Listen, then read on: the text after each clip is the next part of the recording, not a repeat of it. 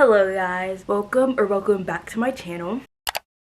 If you watched my last video, which was a what I got for Christmas, I told you guys to expect a book haul, and here is the book haul. Of course, new year calls for new books, even though my physical TBR is already staring at me like, girl, you haven't even read all these other books and you just got 50 million more books. Yes, I'm a reader. Of course I want to buy more books, even though I have 50 million unread books on my bookshelf. So before I get into the books, I just want to make like a little disclaimer that like these books weren't bought all at once. These are mixed from books I bought in December, and then some I got for Christmas, and then some I bought with Christmas money, and some I got as like a gift to myself. So it's just a combination of different book shopping trips and orders that I got all these books at, and I'm very grateful that I can buy all these books. We have a lot to get into, so let's just get right into it. So the first book I have is Anxious People by Frederick Backman, and I honestly don't know too much about this book. I just know that it's like a real estate open house, and there's like a hostage situation that ends up happening, and you just kind of find out about like the different strangers who happen to be at this open house at the same time. The last sentence on this says, Anxious People is an ingeniously constructed story about the enduring power of friendship, forgiveness, and hope, the things that save us even in the most anxious of times. So it sounds very good. I've heard good reviews about it, and I'm pretty sure, well, not I'm pretty sure, it literally says it on the front of the book,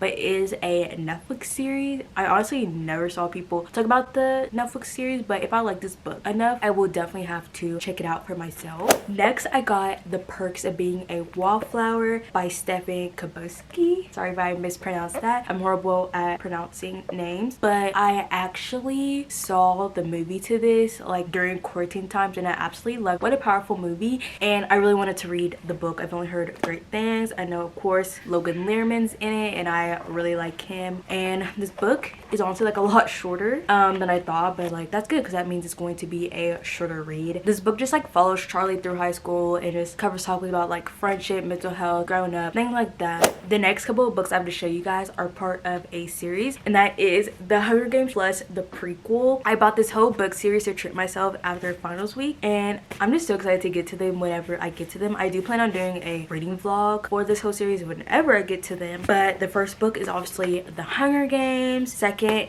Catching Fire, third Mockingjay, and then obviously the prequel, The Ballad of Songbirds and Snakes. And like everyone, I like re-entered my Hunger Game phase when the Ballads movie came out. It was just so good, literally took the whole world by storm, and I was just obsessed, and I was like, okay, I need to like go back and read the books because I have never read them before, and I'm just obsessed with these colors. I mean, I'm sure you guys all know what these books are about, so I'm not even gonna go into that, but I'm just so glad I have these in my hands. And then the next book I got was The Last Word by Taylor Adams. I actually got this recently because Barnes & Noble was having their 50% off all hardcovers, so of course I had to cop this book when I saw it would be part of the sale. And this book is about this woman, let me look to find her name real quick, Emma Carpenter, and she ends up reading this novel and she doesn't like it, so she leaves like a bad review, and basically the author of the novel ends up stalking, and I was like, what? That's absolutely crazy. And then I think like she digs more into his life and just finds out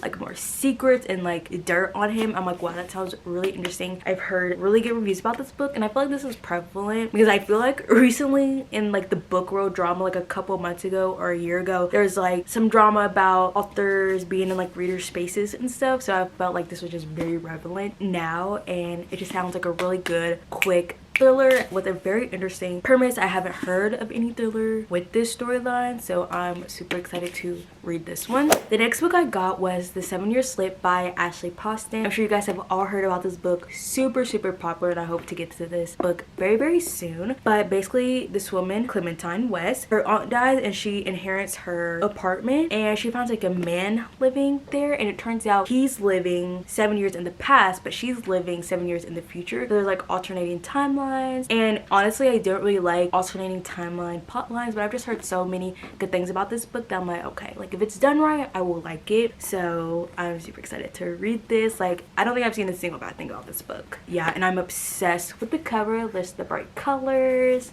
so cute, super floppy. And then next I got Love Theoretically by Ali Hazelwood. I love Ali Hazelwood books. I love The Love Hypothesis. I love Love on the Brain. How many times am I gonna say love? And so I just know I'm gonna eat this up. I hear a lot of things about the male interest Jack. I honestly don't know what this book is is about at all, but I trust Ali Hazelwood and the cover is super cute. I'm so excited to get to this as well. Well, I'm excited to get to all of these, so I'm not gonna say that after every book, but just know I'm extra excited to get to this one as well. And then next I got the Happy Ever After playlist by Abby Jimenez. I've read Part of Your World by her and I absolutely loved it. I gave it like a 4.5 stars, and then I'm actually planning on reading Yours Truly today, I think, at least starting it. So you can say I'm a pretty big fan of her writing, and I'm sure this book will be just as good as the others. But from what I know, it's about this woman named Sloan. She's trying to get her life back on track. She finds this dog that's like abandoned or whatever, and so tries to get in contact with the owner, but it's unsuccessful. But then the owner hits her up, and it happens to be like a famous person, and I think it may be her celebrity crush, I'm not for sure, and he ends up liking her back, and then we obviously see their romance. I love the One of Us is Famous trope. That definitely has to do with my Wattpad days from middle school, so just to like read in like an actual published book, I'm like, yes, sign me up. Next I got By a Thread by Lucy Score. This is a thickie for a romance book. Like, just look at this, and the font is honestly like kind of small.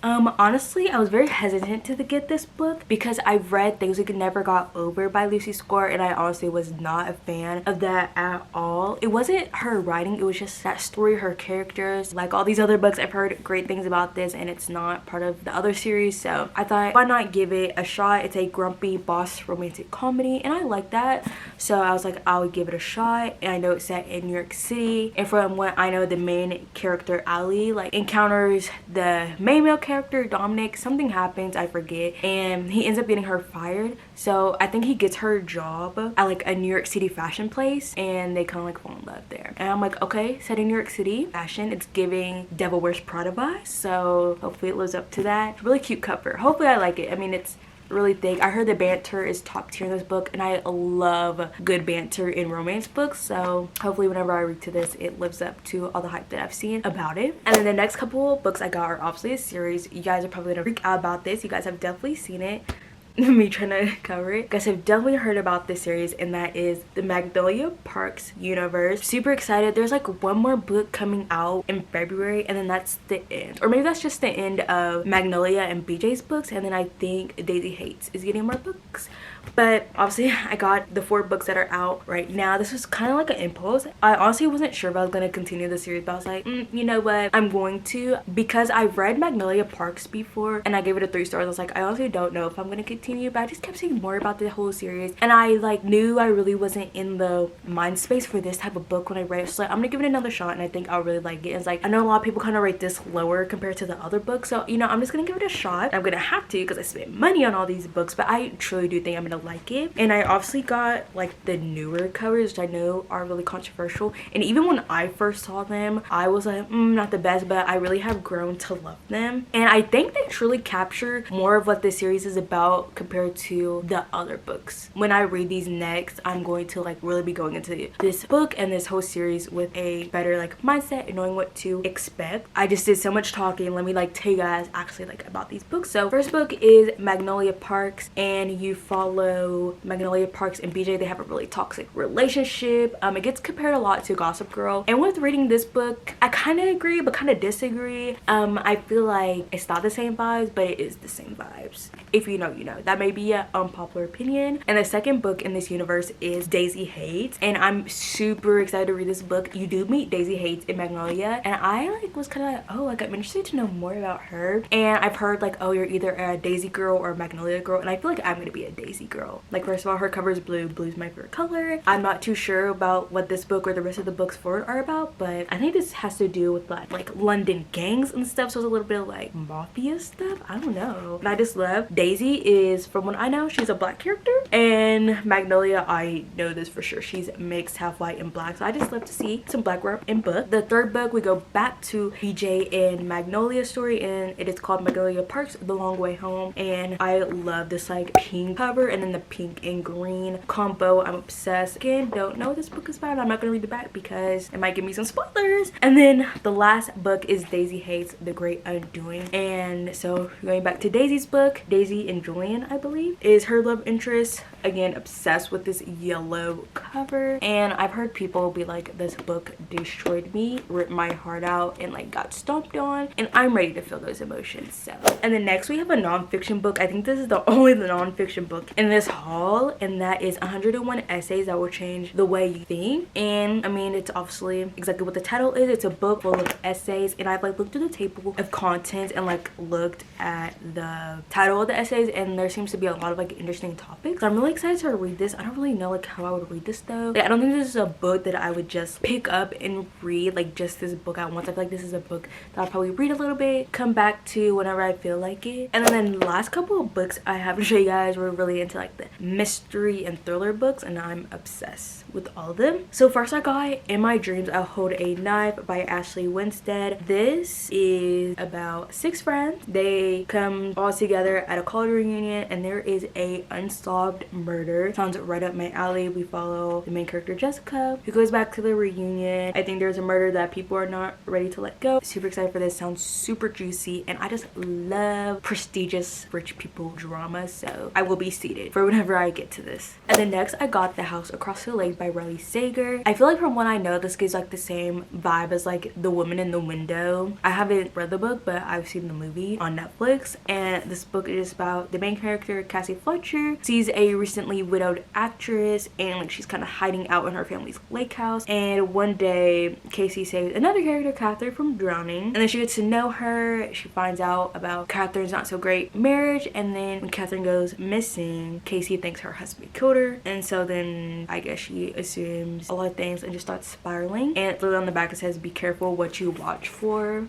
So spooky. I feel like this is gonna be a very like spooky read, so I'm excited. I haven't read a single Riley Sager book, but he has a lot of thrillers that I want to read on my TBR, and this will be my first Riley Sager book. So, and next I have Bright Young Woman by Jessica Knoll. This is like kind of based off of the murder that Ted Bundy did, but specifically the one he did at the sorority house, and I just thought that was very interesting. I'm really into like true crime, and I heard that like even though this isn't like exactly that story, but like it's based on it, that this author still gives justice to these victims in a way, just from what I heard. I don't know for sure, and I like the cover as well. It's very eye-catching for sure. And then the last couple books I have to show you guys are all part of a series, and that is the Natural series. This is the full series, and I have heard so much about the series. I'm sure you guys have. The first book is The Naturals, the second is Killer Instincts, third is All In, fourth is Bad Blood. The author of this series is Jennifer Lynn Barnes, and she wrote the Inheritance Game trilogy, and I absolutely loved those books, so I'm really excited to read this. And from what I know, I haven't really read the back of the books, but it's essentially criminal minds in a mystery book. Like these group of like gifted teenagers are like recruited by the government to all live in like one place and help solve murder. And I heard there's like romance subplots, and I'm like, yes, give me romance, give me murder, give me them all living in the same house, so we get a little bit like that found family. And I'm obsessed with the covers. I've seen the old ones, I'm like, yeah, they're all right, but like these, like, are you kidding me? So freaking cute. I'm obsessed. So we have reached the end of this book haul. I hope you guys enjoy. Feel free to comment down below any thoughts you have about these books, if you read them, if you like them, if you plan on reading them soon, especially in this upcoming year. Obviously no spoilers, please. Comment down below also any books you plan to read this upcoming year if they were shown on this list, and any book recommendations. And while you're at it, if you feel like it, like and subscribe. That definitely helped my channel out a lot, and I'll see you guys in the next video. Bye.